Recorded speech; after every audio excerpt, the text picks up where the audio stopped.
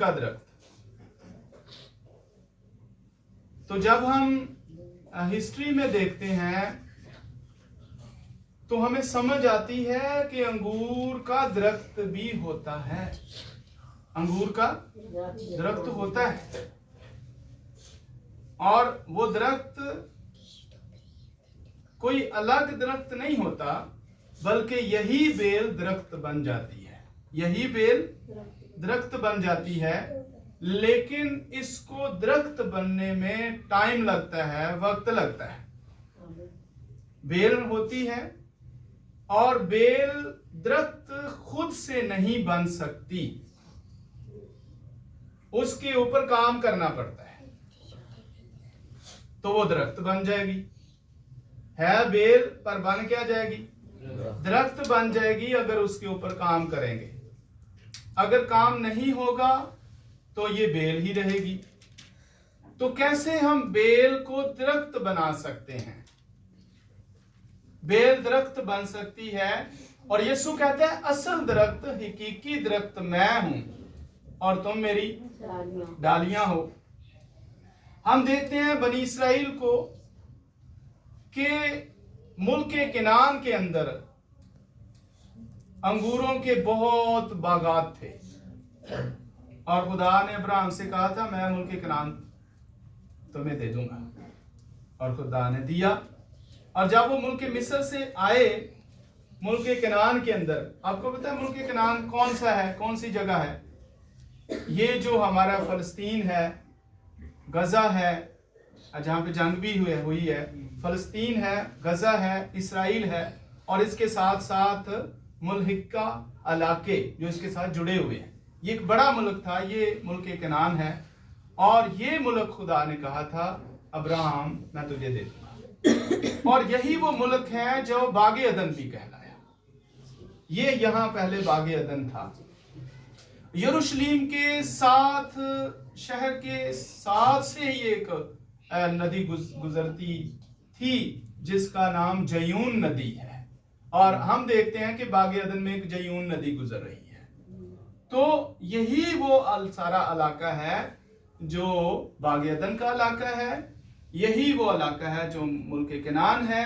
और जब बनी इस्राइल मिस्र से निकले और मुल्क किनान में जाने को थे, तो उनको जासूस के तौर पर भेजा गया कि जाकर मुल्क किनान को दरियाफ्त करो कि वो कैसा है, मुल्क कैसा है, उसके लोग कैसे हैं, उसकी जमीन कैसी है, वहां के जानवर कैसे हैं, वहां की आबो हवा कैसी है।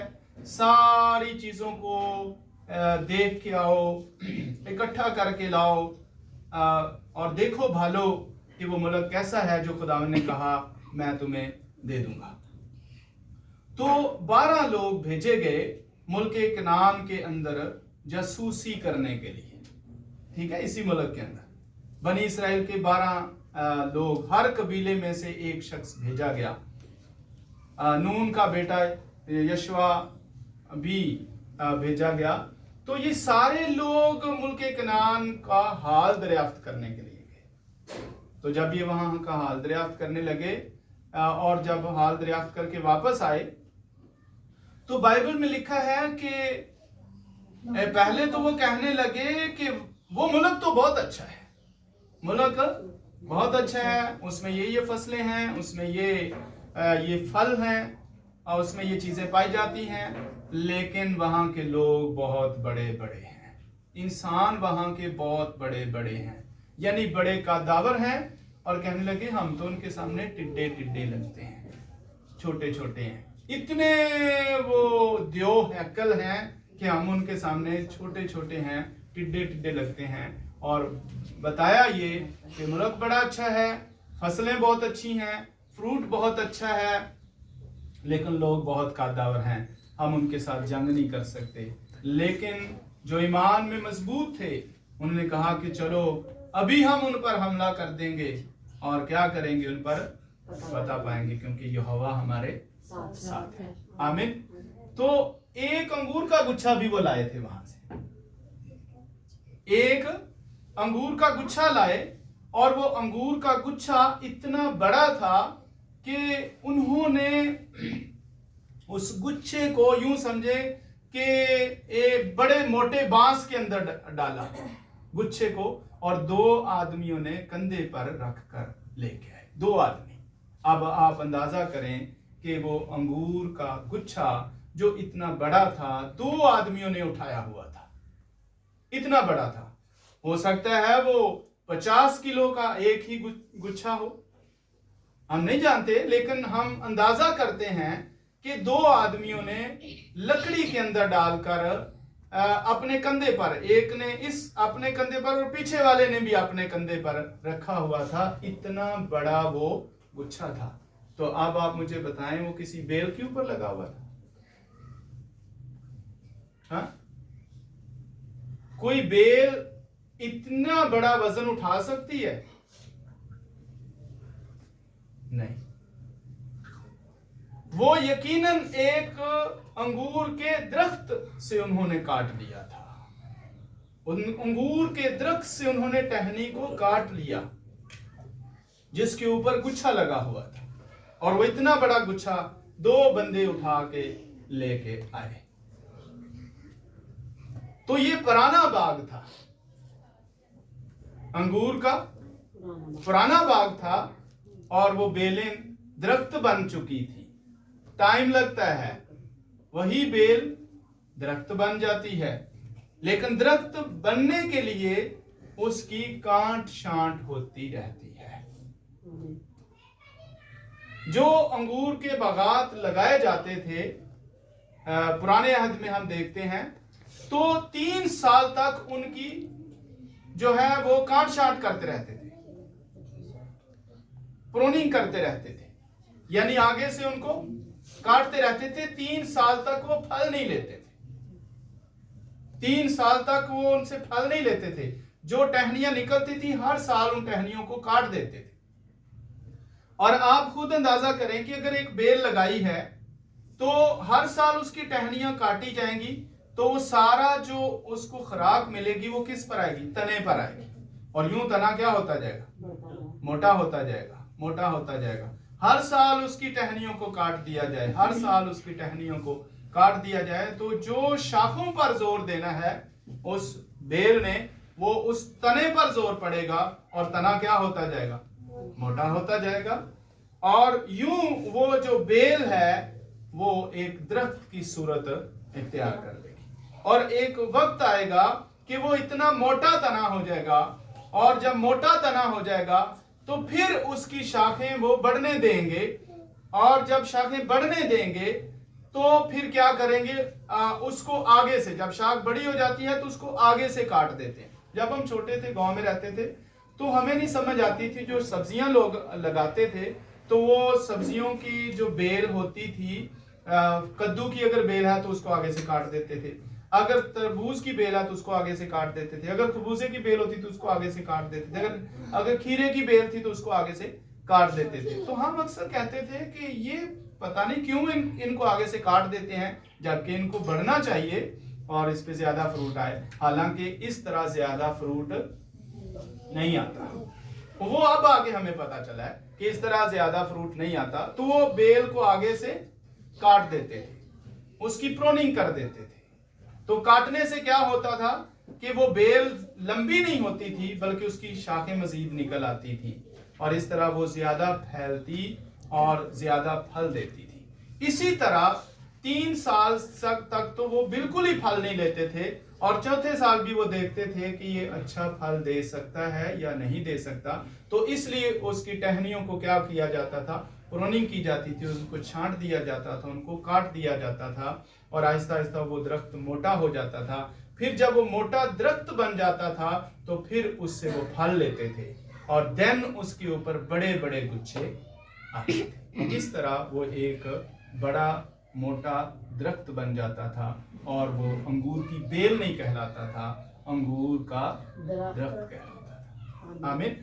और खुदावंद यीशु मसीह कहते हैं कि मैं दरख्त हूं और तुम, तो प्रोनिंग जरूरी है। आमीन। प्रोनिंग जरूरी है, काट छांट जरूरी है, कि वो जो काटी जाती थी बेल की शाख काटी जाती थी या अंगूर के दरख्त की टहनी आगे से काट दी जाती थी, वो क्यों काटी जाती थी? क्योंकि वो फजूल बढ़ रही थी। क्या? वो फजूल बढ़ रही है, वो फजूल आगे तरक्की कर रही है। वो समझती है उसकी तरक्की हो रही है, हालांकि उसकी प्रोनिंग होनी चाहिए। बहुत दफा हम ऐसी चीजों में ज्यादा बढ़ना शुरू हो जाते हैं जो खुदावंद नहीं चाहता कि उन चीजों में हम बढ़े। तो वहां से खुदा हमें छांट देता है। छांट देने का मतलब बेल का आगे से काट दिया जाता है। अब जब बेल आगे से काट दी जाती है तो जिस तरह वो बढ़ रही होती है उस तरह फिर वो नहीं बढ़ती, वो रुक जाती है। तो खुदा, बहुत दफा हम ऐसी राहों पर चल पड़ते हैं, ऐसी राहों पर चल पड़ते हैं, तो फिर खुदा हमारी काट छांट करता है। और जिसको ये काट छांट पसंद आ जाती है वो तो फ्रूटफुल हो जाता है, पर जिसको पसंद नहीं आती वो काट छांट होने ही नहीं देता। उसकी जिंदगी में काट छांट चूंकि नहीं आती तो वो फिर उसी तरह बढ़ा जाता है। और बाइबल में लिखा है जो दना होता है वो तो रुक जाता है बला को देखकर, पर जो अहमक है वो बड़ा ही चला जाता है। उसको रोको भी तो फिर भी नहीं वो बाज आता। तो चूंकि उसकी काट छांट जब होती है, तरबियत जब होती है, तो वो चूंकि बाज नहीं आता तो आखिरकार वो हलाकत में चला जाता है। खुदा क्यों काट छांट करता है? ताकि ज्यादा फल लगे, ताकि ज्यादा फ्रूट लाए। और यीशु चाहता है चूंकि तुम मेरे साथ जुड़े हुए हो तो क्या करो? फलदार रहो। और जो कोई यीशु के साथ जुड़ा हुआ है वो फलदार है, वो फ्रूटफुल है। तो फिर बड़े बड़े गुच्छे आ सकते हैं, फिर जबरदस्त फ्रूट पैदा हो सकता है अगर हम कलामे खुदा की काट छांट को बर्दाश्त करते रहेंगे। तो फिर हम जबरदस्त फ्रूट लेके आएंगे। जैसे बाइबल में लिखा है कि फ्रूट से ही पहचाना जाता है, दरख्त फल से ही पहचाना जाता है। और बाइबल मुकद्दस में एक और जगह पर भी ये लिखा हुआ है कि किसी मालिक ने, किसी बंदे ने अपने खेत के अंदर एक अंजीर का दरख्त लगाया और वो नौकर के हवाले किया और नौकर ने उसकी खूब हिफाजत की, वक्त पर पानी देता रहा और उसके चारों तरफ मट्टी को नरम करता रहा और उसको खाद डालता रहा और उसकी हिफाजत करता रहा और वो बड़ा हो रहा था। जब पूरा दरख्त बन गया तो मालिक ने कहा कि मैं इससे जरा फल तो देखूं। जब वो फल ढूंढने आया तो नहीं मिला, फिर वो दूसरे साल भी आया तो नहीं मिला, फिर वो तीसरे साल भी ढूंढने आया तो फल उस पे नहीं था। उसको बड़े प्यार के साथ पाला गया, पोसा गया, उसकी हिफाजत की गई, उसकी निगहबानी की गई, लेकिन फ्रूट नहीं है। तो मालिक ने नौकर से कहा कि मैं 3 साल से आ रहा हूं इसके पास फ्रूट देखने के लिए, फल देखने के लिए, लेकिन इसके पास तो फल ही नहीं है, फ्रूट ही नहीं है। तो ऐसा कर, इसको काट दे। क्या कर? इसको काट दे। तो नौकर ने मिन्नत की, समाजत की, खुद उसने कहा मालिक इस साल एक और मौका दे दे। मालिक तो चाहता था उसको क्या कर दे, उसी वक्त काट दे, लेकिन जो उसको पाल रहा था, जो उसको बड़ा कर रहा था, जो उसकी निगहबानी कर रहा था, तो उसने कहा कि नहीं, ये मालिक 1 साल और दे दे। तो मालिक ने कहा ठीक है 1 साल और ले ले। और उसने कहा मैं इस पे मजीद मेहनत करूंगा, इस पे मैं मजीद काम करूंगा, तो मैं इसको वक्त पर मजीद कोशिश करके इसको खाद डालूंगा, इसकी रखवाली करूंगा। अगर आइंदा इसको फल आया तो ठीक है, नहीं तो फिर काट देंगे। शफायत करने से इंसान को 1 साल मिल गया। मालिक तो उसको काट ही देना चाहता था, तो नौकर ने क्या की? शफायत की, मिन्नत की, समाजत की, गुजारिश की, दरखास्त की, तो उसको 1 और साल मिल गया। तो मालिक ने कहा ठीक है, तुमने अगर ये गुजारिश की है, शफायत की है, तो 1 साल और इसको दे देते हैं। लेकिन मैं तो चाहता था कि इसे काट दें। उसने कहा नहीं मालिक, 1 साल और दे दे। तो मालिक ने 1 साल और दे दिया। अब फिर उसके साथ वो वैसा ही अगर करता रहे तो मालिक क्या करेगा? अगर वो फ्रूट नहीं देता नेक्स्ट ईयर भी तो मालिक क्या करेगा? काट देगा। मालिक ने कहा इसने जगह रोकी हुई है। क्या किया? इसने जगह रोकी हुई है, इस जगह से इसको काट दे ताकि जगह फ्री हो और इस जगह पर फ्रूटफुल और कोई दरख्त लगाया जाए, और जगह वो कट जाएगा, जगह फ्री होगी और उस जगह पर दूसरा पौधा लगाया जाएगा। मालिक ये चाहता है जगह ना रोके, इसको निकाल दिया जाए। तो हम किस तरह जो है खुदा के नाम को ऊंचा कर सकते हैं? किस तरह अपने बदनों से उसका जलाल जाहिर कर सकते हैं? किस तरह कर सकते हैं? क्या फ्रूट पैदा करके उसका जलाल जाहिर हो सकता है? पर फ्रूट पैदा करने से पहले हमें उस दरख्त की टहनी बने रहना चाहिए। अगर काटी गए तो फिर तो कभी भी फ्रूट पैदा नहीं हो सकता। तो हम एक्चुअली कोशिश करते हैं, कलीसिया कोशिश करती है कि हम कट ही रहे। तो साबित कैसे करते हैं? छुट्टियां करते हैं, जो काम दिया जाता है नहीं करते। तो इसका मतलब हम कोशिश में हैं कि हमें काट ही दिया जाए। लेकिन नौकर क्या कहते हैं? नहीं मालिक, इसको मौका दे, इसको बचा ले, इसकी हिफाजत कर, इसको संभाल ले। तो फ्रूट से पहले उसके साथ कनेक्टिविटी जो है, कनेक्ट होना जरूरी है, उस दरख्त के साथ जुड़े रहना जरूरी है। तो कैसे जुड़े रह सकते हैं? जुड़े रहने से फ्रूट पैदा होगा। अगर एक शख्स जुड़ा ही नहीं रहता, वो जुदाई हो जाता है, कट ऑफ ही हो जाता, कट ही जाता है, तो क्या होगा? अलग ही हो जाता है दरख्त से, तो फिर तो कभी भी फल नहीं आएगा। तो हमारा फ्रूट जो है वो उसके साथ कनेक्ट रहने के सबब से है। अगर कनेक्ट नहीं है तो फ्रूट कभी नहीं आएगा। तो कनेक्ट होना बहुत जरूरी है। अगले साल जुड़ा हुआ है, अगले साल जुड़ा हुआ है, तो फ्रूट आने की उम्मीद है। लेकिन अगर उसको काट ही दिया जाएगा तो उम्मीद खत्म हो जाएगी। लेकिन खुदा चाहता है कि हम फ्रूट पैदा करें, हम सूखी टहनी की तरह उसके साथ लटकते ना रहें, बेफल टहनी की तरह उसके साथ ना लटके रहें, बल्कि फ्रूट पैदा करें। तो कनेक्ट कैसे रह सकते हैं? अगर कनेक्ट रहेंगे, टहनी जुड़ी रहेगी दरख्त के साथ, देन वो फ्रूट पैदा करेगी। अगर वो जुड़ी नहीं रहती तो फ्रूट पैदा ही नहीं हो सकता, फ्रूट आ ही नहीं सकता। तो कनेक्ट कैसे रह सकते हैं? दुआ के जरिए से। हकीकी दरख्त के साथ हम कनेक्ट रह सकते हैं दुआ के जरिए से।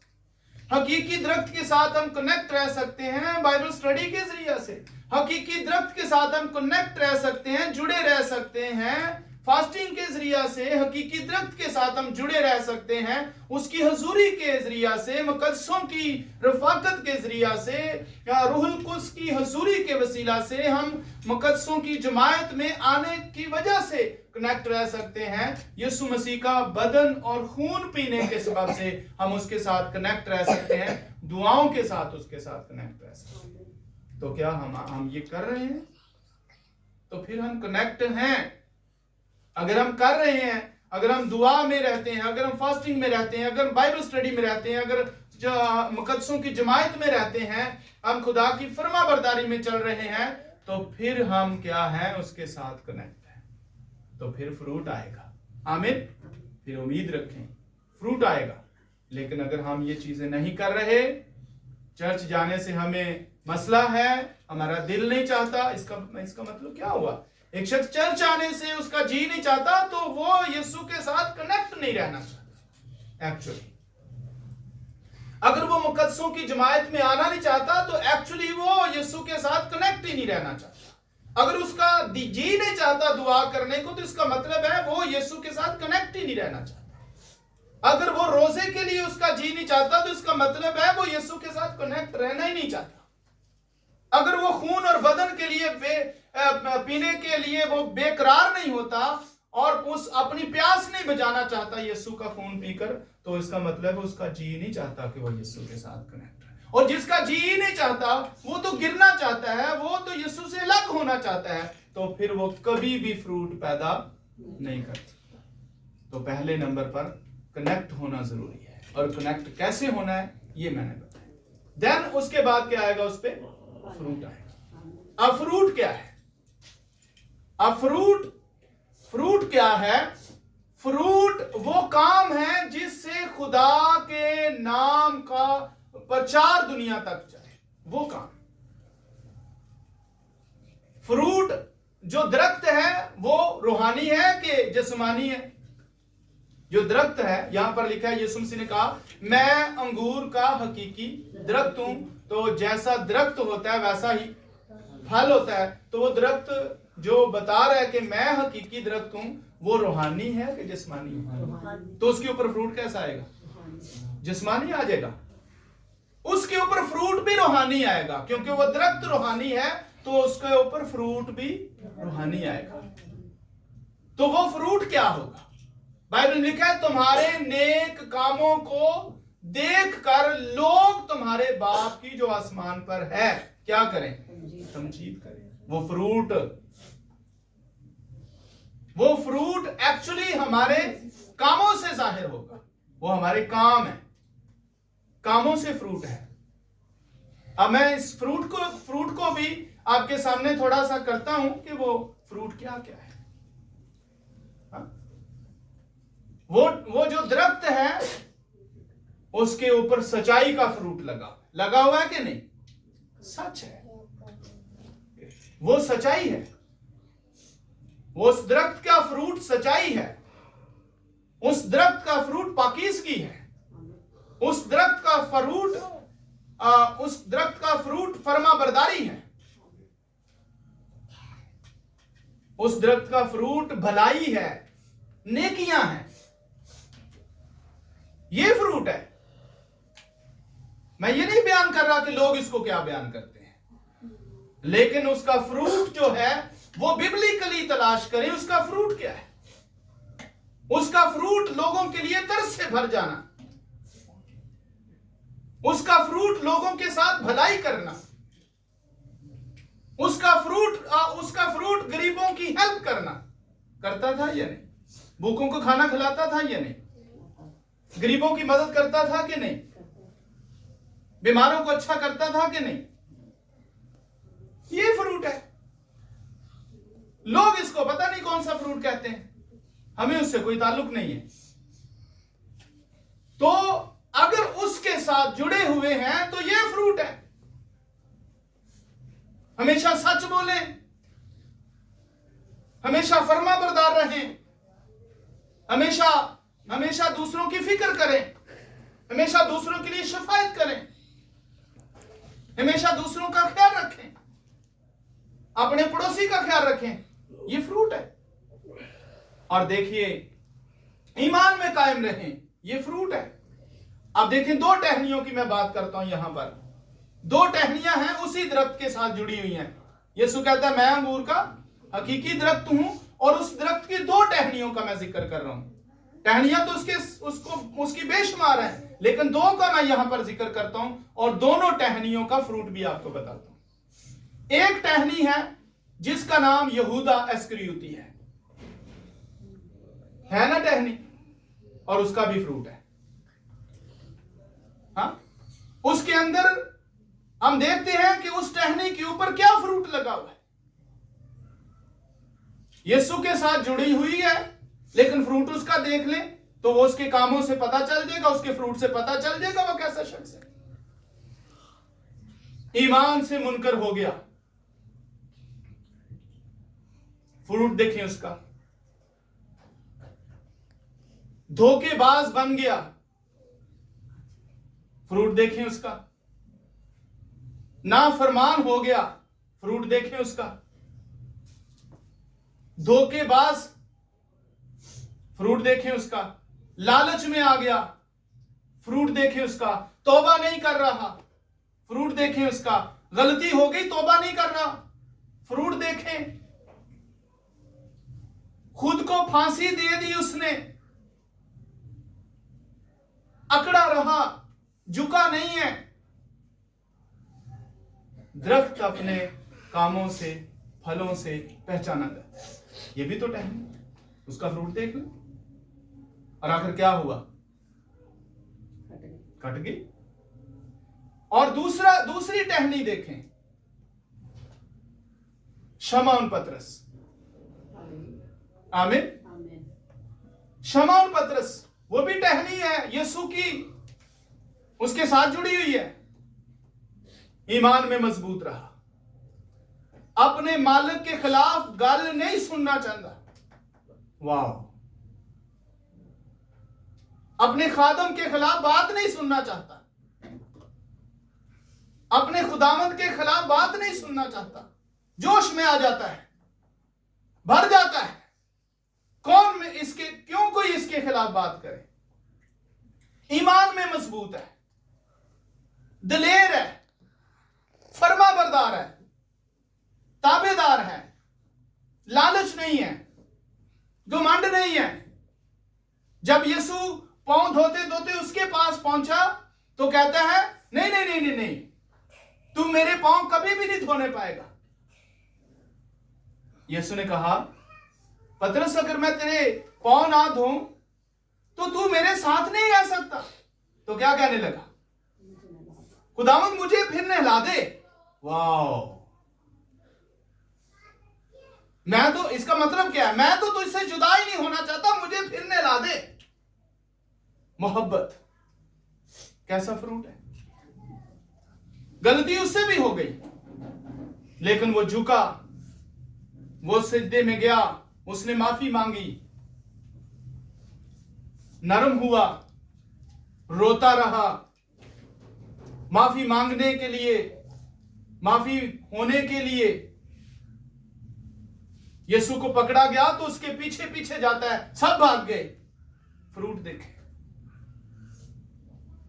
और उसे माफी भी मिल गई, उस पर मुकाशफात भी हुए, वो आलमे बाला पर भी है।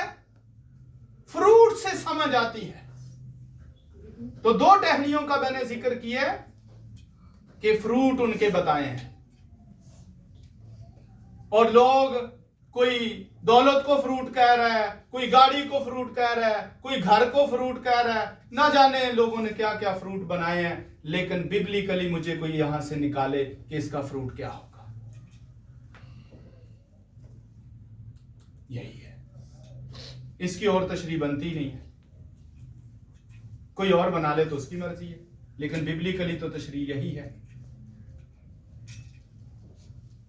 तो कामों से फ्रूट की समझ आती है। आमीन। हम भी उसी दरख्त की टहनी हैं। हमारा फ्रूट क्या है? क्या सच बोलते हैं? क्या कि उस वक्त पर हम फिसल ही तो नहीं जाते कहीं? क्या हम चर्च जाने से घबराते हैं? क्या हम यीशु के लहू में और उसके बदन में शरीक होने से खुश होते हैं, या हमें कोई अंदर बेचैनी शुरू हो जाती है? क्या हम गलती होती है तो तौबा करते हैं, या खुद हम भाग जाते हैं, बगावत करते हैं? तो फिर अपने फलों को देखें, क्या वो फ्रूट हमारे ऊपर है या फ्रूट हमारे ऊपर नहीं है। तो इस तरह का बेशुमार फ्रूट उसके ऊपर आएगा। रूहानी फ्रूट की बात होती है। आमीन। खुदावंद आपको बरकत दे। आप अपने आप को देखें, आप कैसी टहनी है। खुदावंद तो जानता ही है, लेकिन हमें खुद को पहचानना है। खुदावंद आपके साथ। God bless you. आइए शुक्रगुजारी करें। खुदा